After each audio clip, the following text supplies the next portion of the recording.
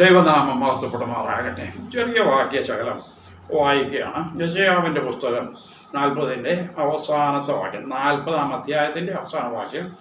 ബാല്യക്കാർ ക്ഷീണിച്ച് തളർന്നു പോകും, യൗവനക്കാരൻ ഇടറി വീഴും, എങ്കിലും യഹോവയെ കാത്തിരിക്കുന്നവർ ശക്തിയെ പുതുക്കും. ദൈവത്തിൻ്റെ കുഞ്ഞെ, സീനിയർ സിറ്റിസൺസ് അല്ലെങ്കിൽ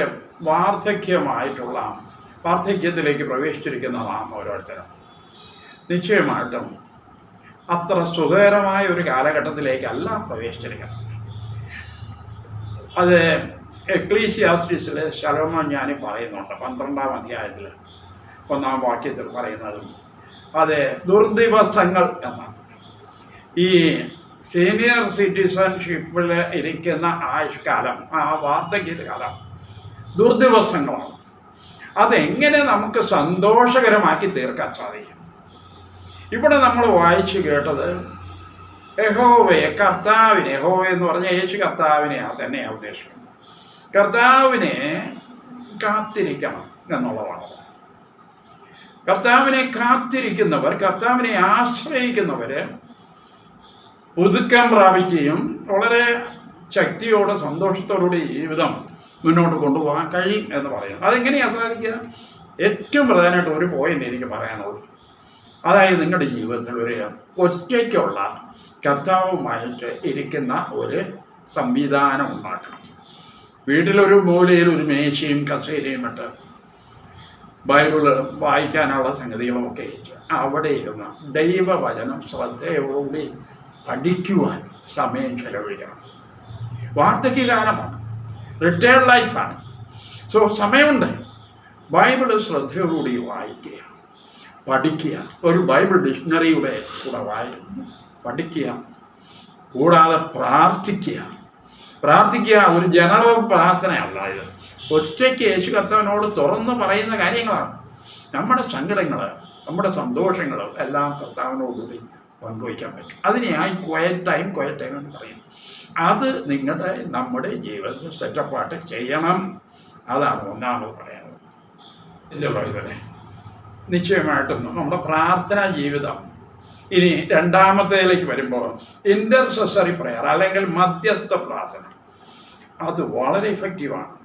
എത്രയോ വാർദ്ധക്യമുള്ള അമ്മമാരും പിതാക്കന്മാരുടെയും പ്രാർത്ഥന കാരണമാണ് ഈ എറണാകുളം ഇങ്ങനെ തന്നെ ഇത്രയെങ്കിലും വിജയമായിട്ട് പോകുന്നത്, അപകടങ്ങളിൽ നിന്ന് രക്ഷപ്പെടുന്നതെന്നാണ് ഞാൻ വിശ്വസിക്കുന്നത്. ഒരുപാട് പേര് ഇവിടെ ഉണ്ട് പ്രാർത്ഥിക്കുന്നവർ. ആ കൂട്ടത്തിൽ നമ്മളും പെടണം. നമ്മൾ ദേശത്തെ ഓർത്ത് പ്രാർത്ഥിക്കും, നമ്മുടെ ചുറ്റുപാടുകളെ ഓർത്ത് പ്രാർത്ഥിക്കും. സുവിശേഷ വേല ചെയ്യുന്നവരെ നമുക്കറിയാമെങ്കിൽ അവരുടെ പേര് പറഞ്ഞ് പ്രാർത്ഥിക്കാം. അവർ ചെയ്യുന്ന പ്രവർത്തനത്തിൽ നമ്മളും ഓഹരിയാകണം ആ രീതിയിൽ. പിന്നെ അതുപോലെ തന്നെ ഭരണം നടത്തുന്നതായ അധികാരികളെ ഓർത്തും പ്രാർത്ഥിക്കും. നമ്മൾ പ്രാർത്ഥനയാണ് ഓരോ മനുഷ്യരെ നേരെയാക്കുന്നത്. ദൈവം അപ്പോൾ അവിടെ ഇടപെടും, അനുഗ്രഹമാകും, വിജയകരമാകും.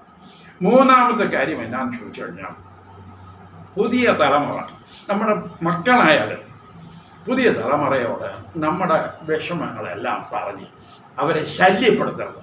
നമുക്ക് തീരെ ബുദ്ധിമുട്ടാണെങ്കിൽ ആ രീതിയിൽ നമുക്ക് ഒരു പ്രാവശ്യം പറയാം എന്നുള്ളതല്ലാതെ എപ്പോഴും പറഞ്ഞ് നമ്മളെ അങ്ങനെ വയ്യ, എനിക്ക് ഇവിടെ വയ്യ, എനിക്ക് നടുവിന് വേദനയാണ്, ഇപ്പം ഭക്ഷണം കഴിയുന്നില്ല, എനിക്കങ്ങനെ എപ്പോഴും ഈ മക്കളോടായാലും അങ്ങനെ പറഞ്ഞാൽ അത് കേൾക്കാൻ അവർക്ക് ഇഷ്ടമല്ല.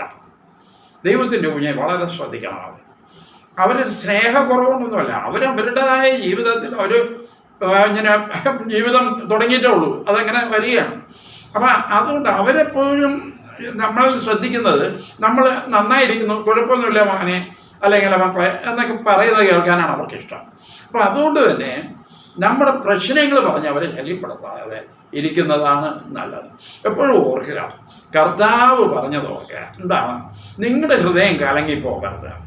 നിങ്ങൾ എന്നിൽ വിശ്വസിച്ചാൽ മതി, അപ്പനിലും വിശ്വസിച്ചാൽ മതി. കർത്താവോട് കൂടെ എത്തിച്ചെന്നെങ്കിൽ നമ്മുടെ പ്രശ്നങ്ങൾ ഒരു വിധത്തിലെങ്കിലും മറ്റൊരു വിധത്തിൽ പരിഹരിക്കപ്പെട്ടാൽ പോകും. കർത്താവ് നോക്കിക്കൊള്ളും. അതാണ് ചെയ്യേണ്ടത്. അതുപോലെ തന്നെ നമ്മുടെ ജീവിതത്തിൽ നല്ല സാക്ഷ്യ ജീവിതം മെയിൻറ്റെയിൻ ചെയ്യണം. അത് സമൂഹത്തിൻ്റെ നടുവിലായാലും പള്ളിയിലായാലും ആരോടും നമ്മുടെ മുഖം വളരെ പ്രകാശപൂർണ്ണമായിട്ട് തന്നെ ഇരിക്കണം.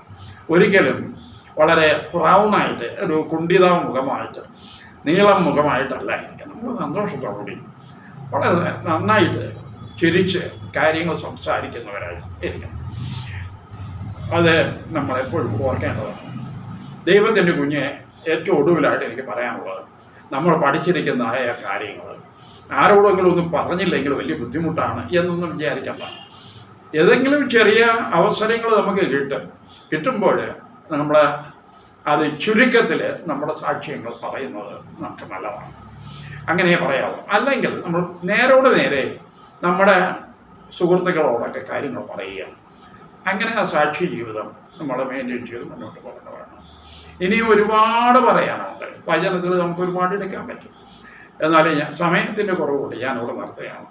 കർത്താവ് ഈ ചെറിയ സന്ദേശത്തിൽ നമ്മളെ ഒക്കെ അനുഗ്രഹമാക്കി തീർക്കട്ടെ പറഞ്ഞുകൊണ്ട് ഞാൻ എൻ്റെ വാക്കുകൾ സംസ്കരിക്കും.